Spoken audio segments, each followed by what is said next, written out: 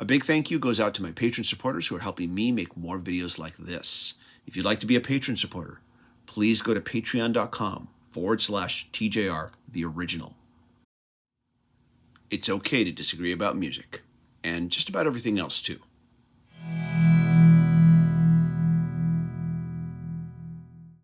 I'll never be able to trust your opinion again.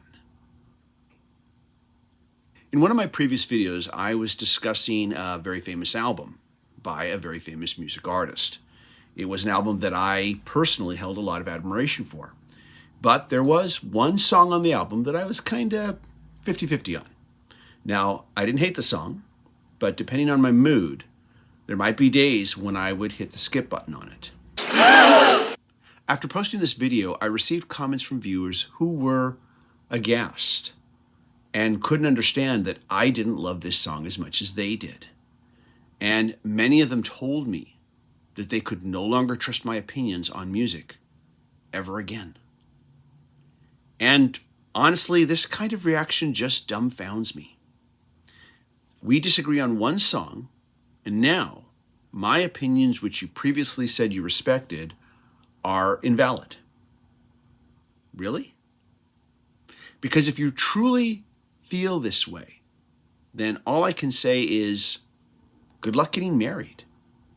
Good luck being in a relationship with anyone breathing. Because there is no one other person on the planet that you're going to agree with on everything, ever.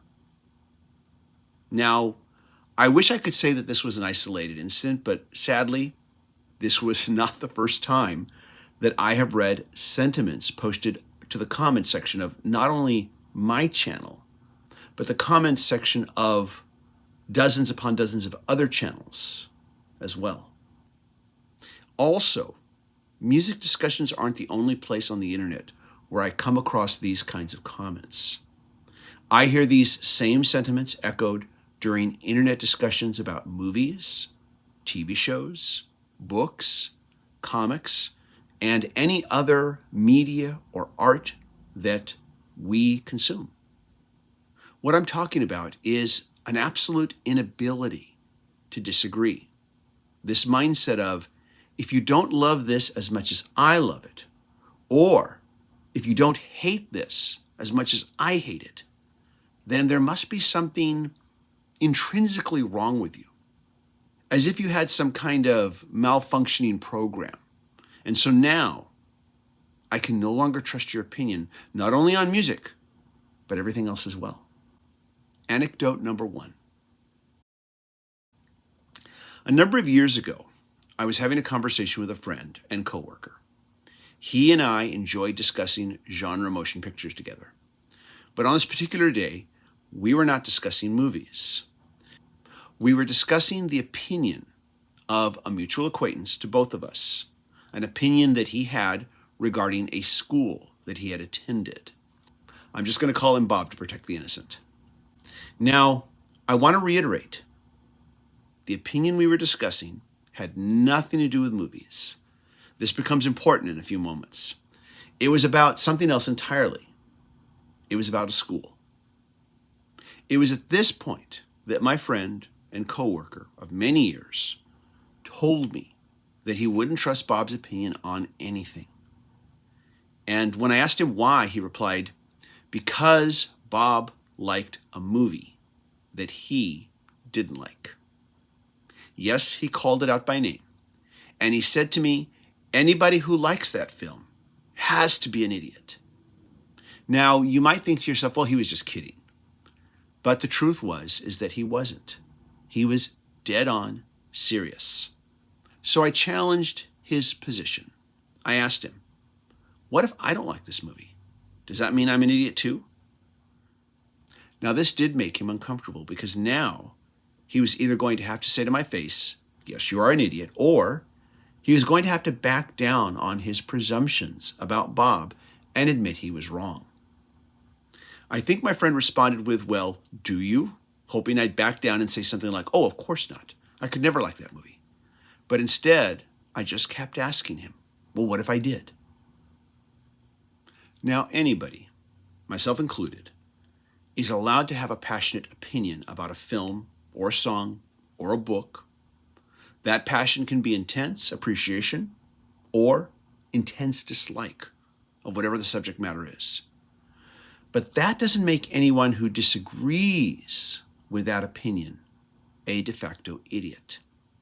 After all, there are many unique and diverse qualities that make one an idiot, just as there are many unique and diverse qualities that make one a genius, or at least make them not an idiot. And despite what a very loud and angry group of Star Wars fans might say to the contrary, just simply liking a film that they dislike is not enough to make one an idiot, and it's not any kind of real barometer to judge someone else's character on.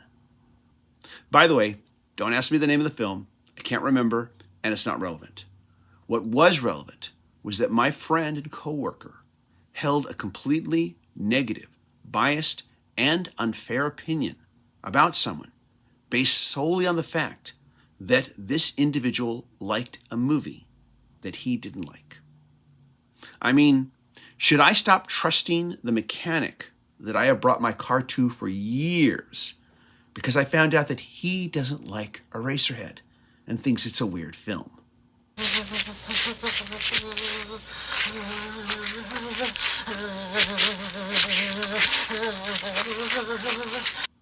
This type of thinking is all over the internet. But I want to state that I was raised in the pre-internet age. So I can honestly say that I speak from experience when I say that this kind of judgment thinking is nothing new and existed long before the internet. Deciding everything about a person based on whatever type of art or media they choose to enjoy, be it music, movies, TV, whatever, is a type of behavior that I have seen a lot in my lifetime. Now, so far, I've just been talking about art and media, but I've seen this kind of behavior practiced in regards to other topics as well. Growing up, I experienced this from my peers based on what clothes I chose to wear or chose not to wear. I've seen it practiced based on opinions regarding audio gear. And as a musician, I've even experienced it in my dealings with other musicians over what kind of music gear you use or don't use. Of course, in this modern world, the one place where you will see this kind of behavior practiced the most is when it comes to any kind of political thought or opinions. Mention a political opinion on a topic, and there will be people on the opposite end who will decide that they know everything there is to know about you, and you will be granted absolutely no nuance, as they also decide what your opinions are on 100 other topics as well.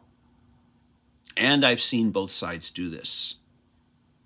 And this practice of judgment that I've been describing is a form of dehumanization that I have seen and experienced repeatedly from childhood to adulthood. When I was a kid, it was all about what clothes you wore. And this form of dehumanization that I'm describing, I wouldn't call it racism, but I will call it out as a form of bigotry. Because whenever you decide that anyone is mentally less than you because they disagree with you about a favorite song, or what speakers you listen to, or what clothes you wear, or what politics you practice, you are reducing them to a stereotype that you have created in your mind. Even though there is no race or religion involved, it is a form of bigotry. And if you're saying to yourself right now, well, I've never done that, chances are you probably have, but you found a way to rationalize it. And I say this because I'm guilty of it too. I have practiced this very same behavior over my lifetime, a behavior that I have been critical of others for doing. Some years back, I did a video regarding the similarities between the song Baba O'Riley by The Who and the song The Best Song Ever by the boy band One Direction. I didn't care for One Direction or their song. And in that video, I made some snarky, condescending comments aimed at One Direction fans. I said something like, and for you One Direction fans, I'll try not to use words with too many syllables. I was implying that fans of One Direction must all be illiterate. My only rationale for this being because they are fans of One Direction. I thought I was so clever for saying this. And I remember watching the video after I posted it and realizing just how stupid I made myself look. Because I didn't like a boy band, I assumed that their fans must be, by default, dumb.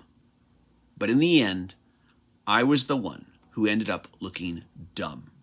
Afterwards, I posted a follow-up video where I apologized to One Direction fans for basically doing the same thing that my friend of many years had done all those years ago.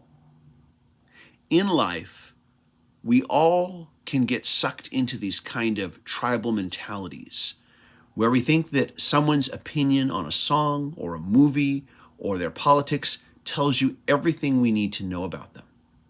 And we, for lack of a better term, stereotype them. And when we do this, we practice a form of bigotry, not bound by race or religion or sexual identity. And you know what? There are huge YouTube channels on the internet who are sustained by encouraging and fostering this kind of mentality. Anecdote number 2. Many years ago, I dated a woman who asked me what I thought of the song I Don't Want to Miss a Thing by Aerosmith. I was polite and said to her that it wasn't a favorite of mine. Her only response to me was to just quietly say, "Oh." I asked her why, but she brushed it off just saying, "Oh, I was just curious."